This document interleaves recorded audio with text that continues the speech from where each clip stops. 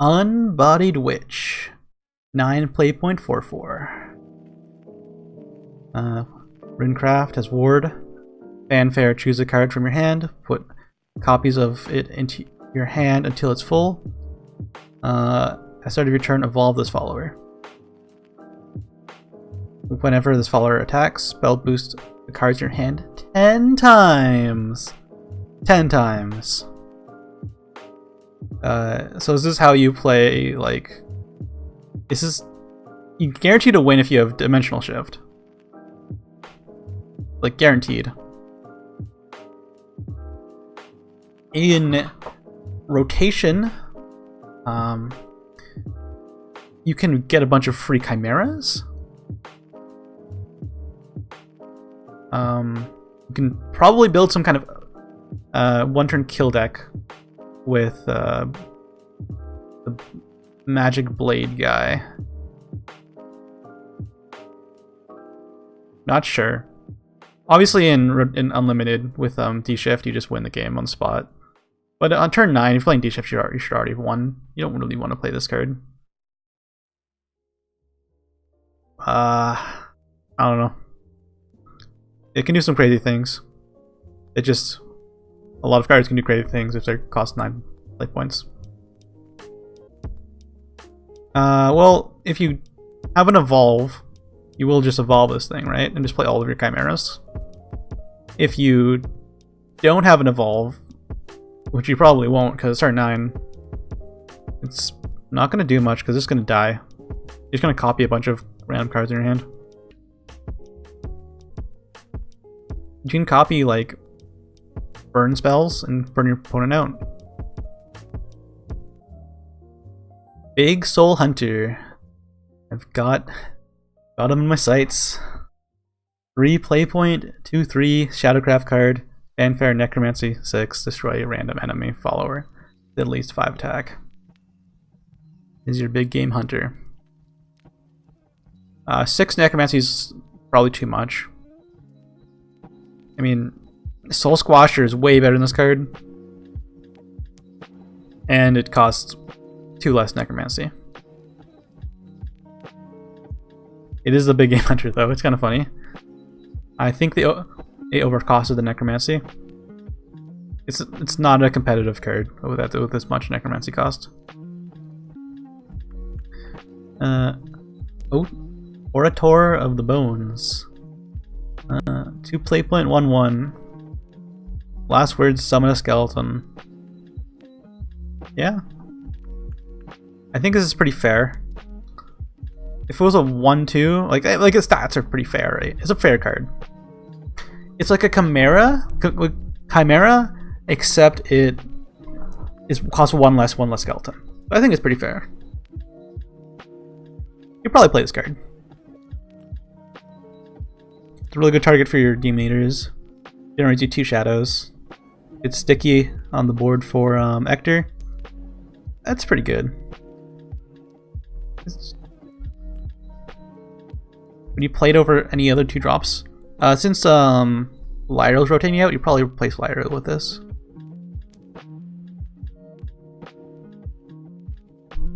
That's about it. It's a good card.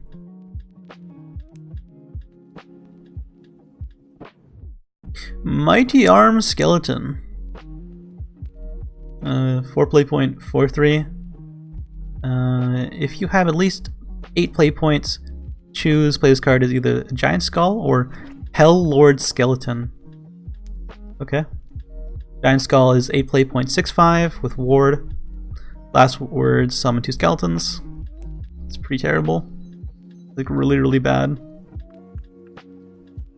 And Hell Lord Skeleton is a 6/5 with Fanfare, deal 3 damage to enemy. This is the Havencraft legendary. I'm gonna totally butcher his name. Renian Hide? 5 play point 3/5.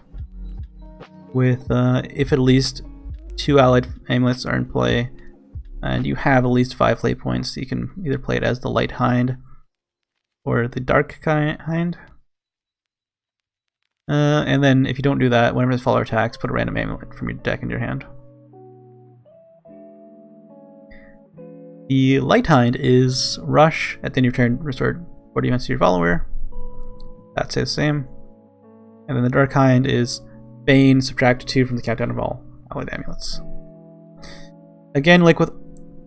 it's kind of I feel like they could have done a lot more with choose, but most choose cards are either defensive or attack. They're like, a lot of cards are like, you play this as defense, and then the other side is you play it as aggressive. And the aggressive side is much better. If you're ahead, you can subtract 2 from the countdown of all of your allied amulets is pretty strong. And Bane is good on like a body this big. Probably gonna 2 for 1. Yeah. Of course, you want to be playing a deck with a bunch of like amulets that stick around for a while. I don't know if it's good enough. It's solid, but might not be good enough. 2 play point amulet for Ravencraft. Countdown 2, fanfare draw a card. Last word destroy an enemy follower. I think this card's pretty solid. It cantrips. It's a little bit slow. Like 2 turns after destroy random enemy follower is pretty slow. But you can play this in a deck that runs the legendary that makes it so your amulets automatically get destroyed. Might be okay in that. Sky Fortress. 8 playpoint 5/6 for Swordcraft. It's also commander with Rush. That's good. You want your 8 drop with his stats to have Rush. It's pretty like just you lose your turn when you play it. Fanfare. Give an allied follower +3/+4. If it is an officer follower, give it ward. If it's a commander follower, give it clash draw card. Pretty good. Very aggressive. Kind of does what Sword wants to do, just put a bunch of things on board. And it's like, if you have something on board, you get rewarded really heavily. Pretty solid card, actually. A little bit like costly with 8 play points, but its ability is good enough. Flower of Fairies. Countdown 2, draw a card, fanfare draw a card. Last words, put a Fairy Wisp into your hand. Put a Fairy Wisp into your hand if this amulet is turned to your hand. Get another card that just cycles itself. And it's actually, this one's really slow. Because all it does when you get the countdown is put a Fairy Wisp in your hand. Pretty terrible, actually. Oh, this is the guy who got removed. Okay, they updated the art for the Holy Pier Bomb. Okay. 3 playpoint 2/2. Fanfare, choose either Holy Pier Bomb or the Fatal Spell Bomb. Holy Pier Bomb with the fixed art is 5 playpoint banish enemy follower amulet. Pretty solid. There's also an effect that Swordcraft usually doesn't have, which is pretty good. And the Fatal Spell Bomb is destroy an enemy follower with 3 or less defense for only 1 play point. That's pretty solid. The downside is you have to play a 3 playpoint 2/2. That's okay. We're playing a lot of 3 playpoint 2/2s with a good upside. And this guy draws you really powerful cards that are like pretty well datted. I think this guy's definitely playable. Savage Swordsman is a 2 playpoint 3/1 with enhance 8, gain +4/+4 in rush. A 7/5. That's pretty good. Very good in take 2. This card's insane in take 2.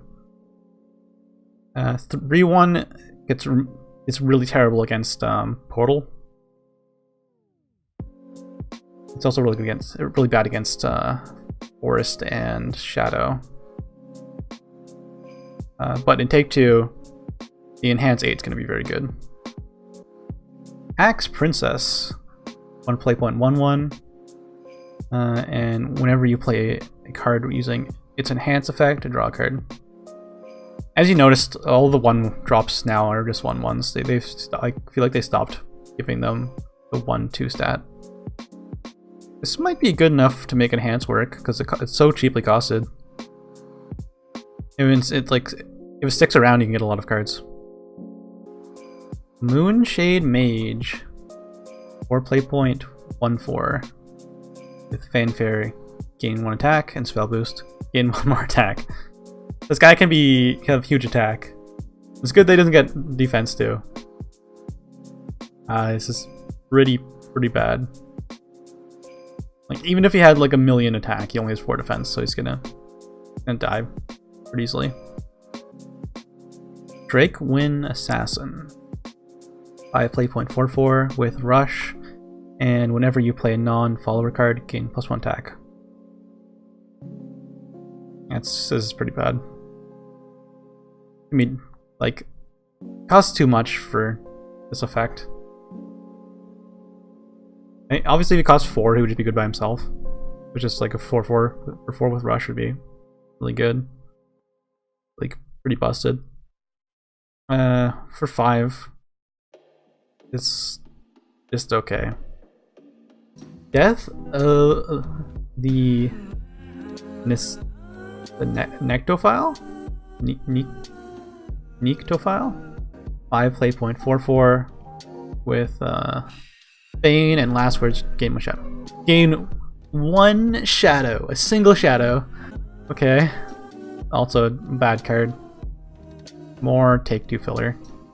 1 play point spell, Red Talon Strike. Give an allied follower +1 attack until end turn. Summon a Force Bat if it's a Bloodcraft follower. Imagine if it was just like deal 1 damage to your opponent and gain a Force Bat. That's actually pretty good. I think this card's not like insane, but it's good. 9 play point, 7/7. Fanfare, deal 4 damage, both leaders. Oh yeah, I saw this guy. Cost 9 or 7/7. Could finish off your opponent though, or you could finish off yourself.